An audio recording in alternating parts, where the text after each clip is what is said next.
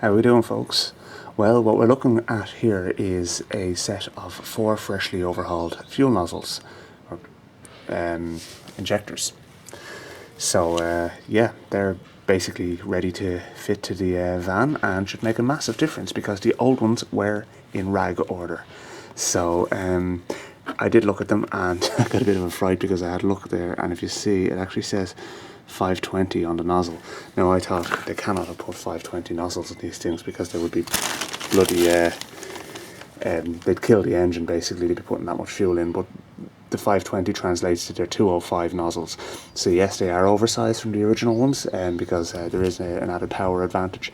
90 horsepower from 1.9 TDI is poor, to be honest with you. So I took the opportunity to increase the nozzle size, and the ECU is also remapped to handle that as well too. So yeah, basically what we're going to do is we're going to fit them, but we have a bit of work to do first of all. Now, if you look down inside in the port in the head, you will see that it is quite dirty. So that all needs to be cleaned out properly. So we need to do that first of all. But we need to do it in such a way that we're not going to damage the aluminium of the head. So we can't be too aggressive on it. And we also don't want a huge amount of dirt getting down inside the head. So you see, that one's the same. Now what I did do is I got the copper washers out there. The old copper washers there. I actually came up with a way of removing them, which I detailed in another video, a separate video. Basically, I just used a piece of threaded bar and threaded them into the inside, and I was able to pull them out that way. There's the new one there. So there's obviously 4 of them. I measured that one to make sure that it's the right size. My micrometer is actually only in it's an imperial micrometer, but it does the job, to be honest with you. Basically, I was just comparing the old ones with the new ones. There is 7 thou in the difference. To me, that's the loss of thickness through compression with these ones here. So 7 thou is next to nothing, to be honest with you, in this context.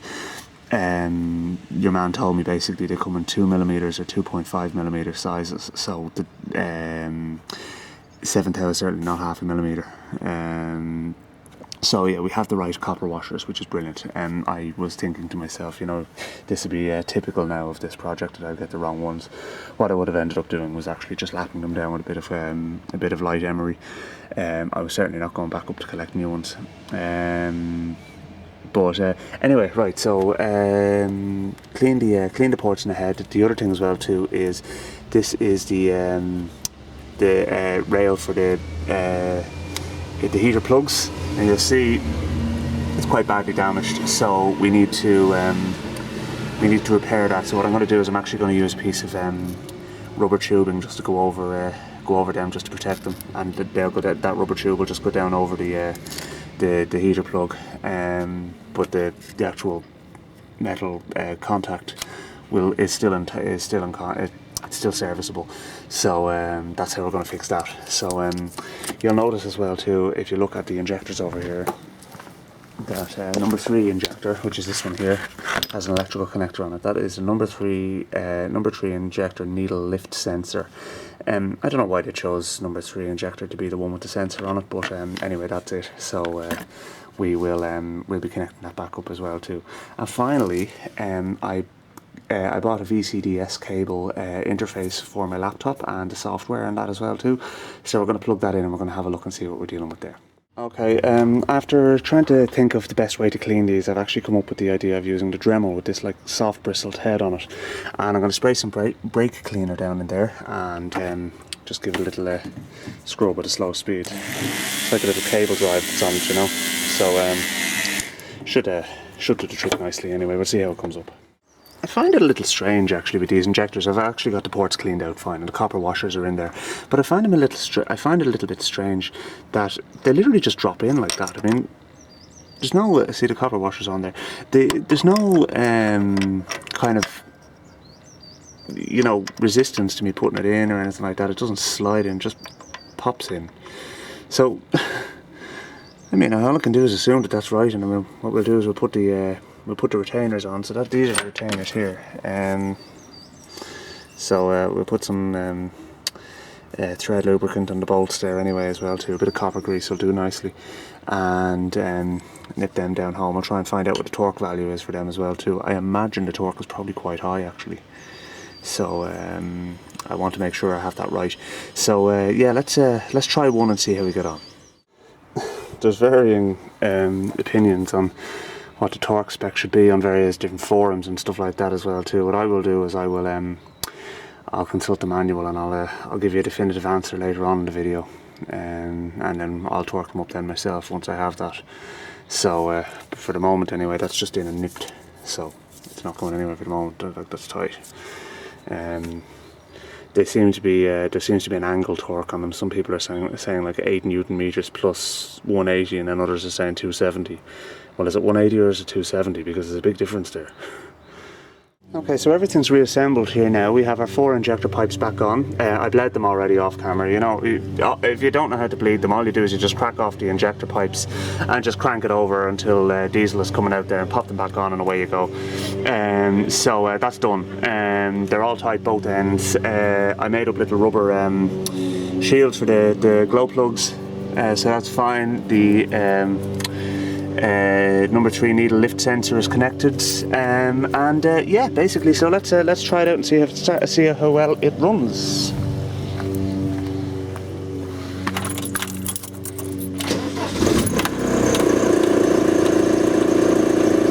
Already sounds better.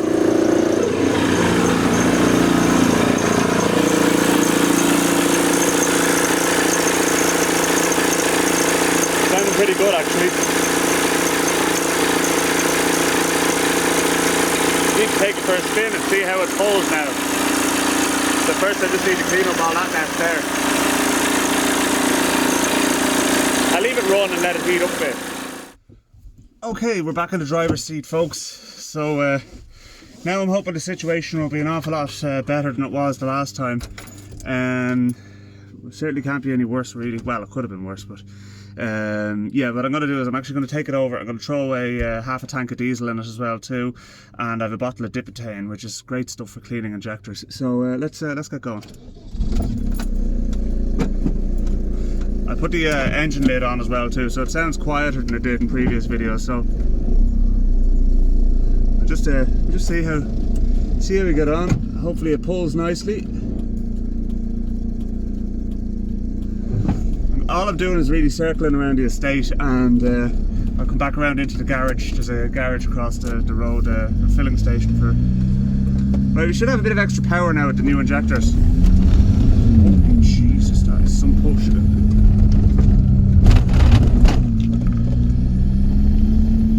Oh yeah, it's really pulling nicely.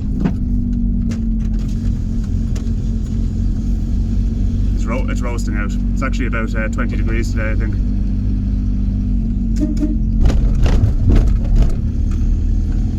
Right, so turbo is on speed now. That's second gear, and it's just pulling lovely.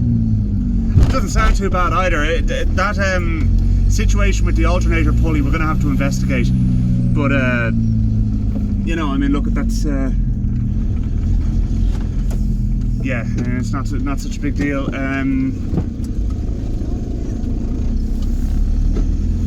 Lots of nice low down grunt in this engine that the AAZ really didn't have.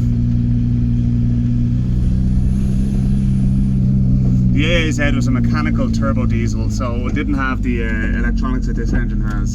Just for those of you who don't know, it's an older school engine. It would have been fitted to a Volkswagen Vento originally.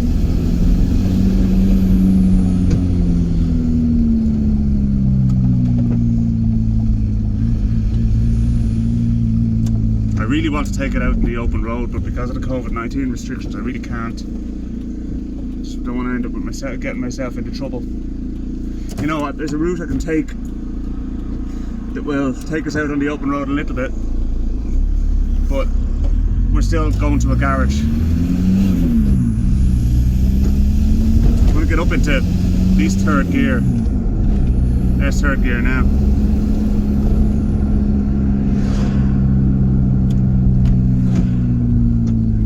Way, and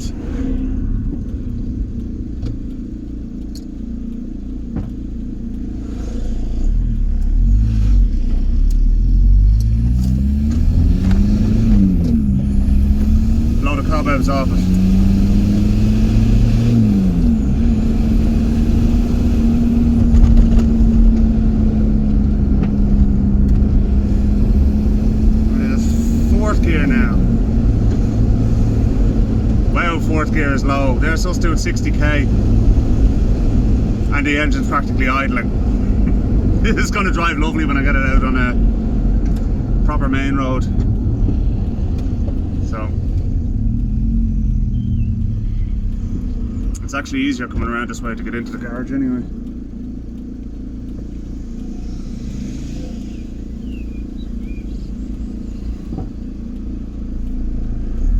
We'll plug in the VCDS cable when we get back and see how everything's looking then as well too.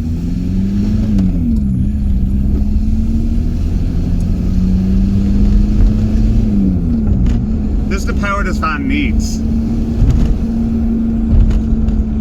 It's a heavy van, but really pulls along nicely now. It really wouldn't be. You wouldn't be going near 5th gear now on until you're on the motorway with this.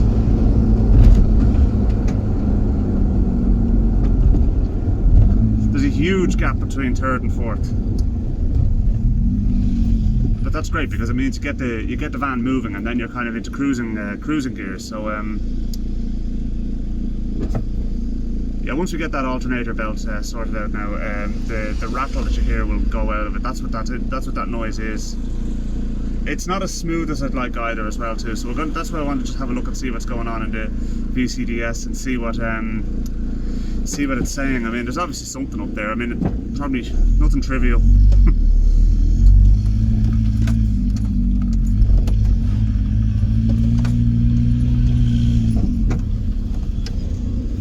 I just heard a kid shouting, "Oh, look, a Westphalia." That's an interesting one. It's not a Westphalia, but it's a camper though, all the same. Oh.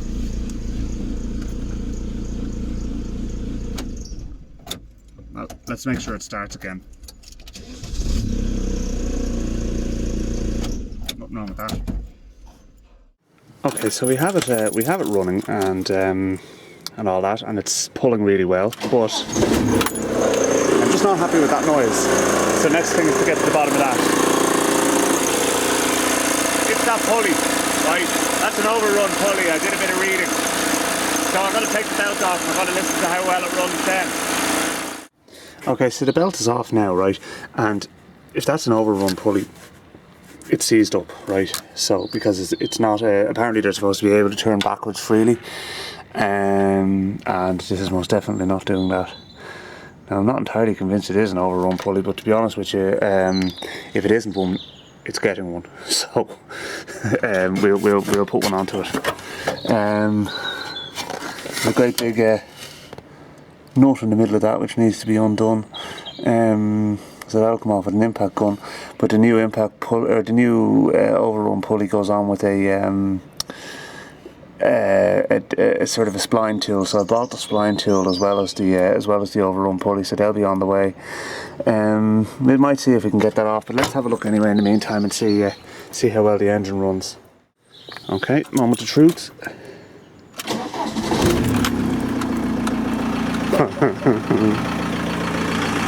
That's some difference. Well, that gives you a much better idea as to how quietly and smoothly this engine's ticking over. I mean, I'm just talking in my normal talking voice now, and it's a thing of beauty, folks. So, right, so that's the next thing we need to get to the bottom of anyway. As I said, I've ordered the parts, so they'll arrive now shortly. So let's get the diagnostics plugged in anyway and see how we're looking there on that front. The engine's going to be able to run for a little while without the coolant pump, but it'll be alright. Alright, now I'm annoyed because I took this pulley off and it's not an overrun pulley. Okay, that's a completely solid pulley. I am wondering, is the overrun part of this this alternator actually in the alternator itself? Either way, the alternator is working, so maybe the other type of pulley might fit.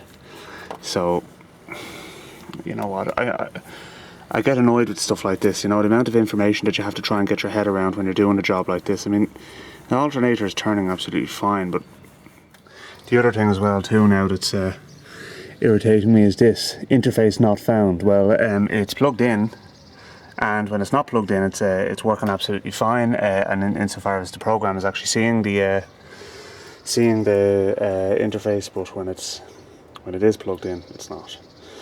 So apparently it's the 32-bit version I need or something like that, so I have to go faffing around with the computer now to try and get that to work with the interface, and then we have to figure that out. And yeah, I mean, look, to be honest with you, the engine is working really well. If I did nothing with the programming of it, I'd still be happy enough. So it's all expense, you know. I mean, the cable was expensive, and if I don't need it, like, you know, and then there's the alternator pulley, and if your man doesn't refund it, and Jesus Christ, like, it would get you down, to be honest with you. Anyway, look, I should be happy that the engine is running well, and the injectors are now refurbished and back in again. Yeah, I need to come up with an alternative for that pulley, or figure something out with it. Okay, I gave up. IT problems in a 1987 Volkswagen. For feck's sake, you can't win sometimes. Anyway, look, let's just remind ourselves what we have actually accomplished here today. If I can find the keys. It's always typical. Right. That is a seriously sweet running engine.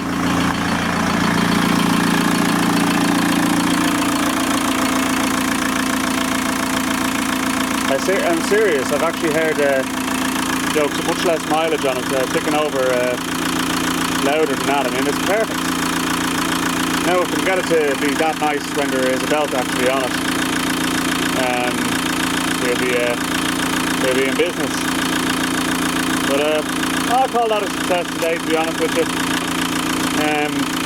Some slight level of frustration on my part. I feel like it's never going to end sometimes, you know that, but when you get out and drive it, like, and you realise that it actually is driving really nicely now, I actually just want to go off for a proper spin in it now, and I can't. Again, more frustrations. Anyway, look, folks, I'm going to leave it there for today, and we'll pick this up in a future video.